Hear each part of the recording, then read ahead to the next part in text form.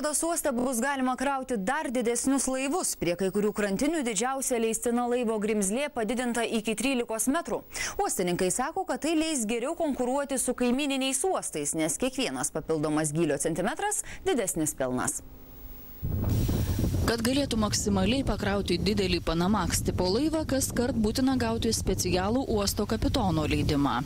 Tokia tvarka neretai uostui pakiša koją, nes krovinių užsakovai, norėdami visiškai pakrauti laivus, priversti plaukti pasipildyti į kaimyninius uostus. Tačiau dabar dėl to problemų neturėtų kilti. Prie 3 pagrindinių Klasko krantinių didžiausia leistina laivų grimzlė padidinta iki 13 metrų. Šiuo metu tai bene giliausios uosto krantinės. Į šitos dalykus jau, kiek žinau, sureagavo Baltarusijos kalio kompanija, kuri sako, viskas tvarkoj, nebebus atsitiktinumų, Klaipėdos uoste nuolatos gali krauti laivus iki 10 krantinės, iki 13 metrų grimzlės. Tai iš tikrųjų labai didelis svarbus dalykas uosto konkurencingumui. Na, įsivaizduokime, pas konkurentus galima iki 13, o Klaipėdoje gal galima, gal leis, gal neleis. Leis. Dabar jau viskas aišku. Uosto gylis labai svarbus konkuruojant su kaimyniniais uostais.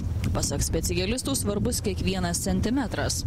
Apskaičiuota, kad Panamax tipo laive papildomi 10 cm grimzlės leidžia pakrauti apie 1000 tonų krovinio.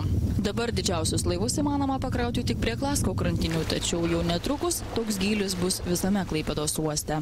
Kitais metais mes esame suplanavę didįjį kanalo gilinimą ir platinimą.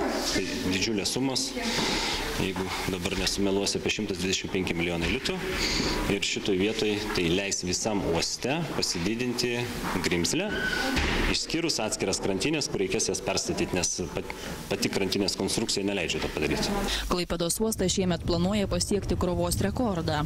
Jeigu krova išliks stabili, iki metų pabaigos bus perkrauta apie 30 milijonų tonų krovinių.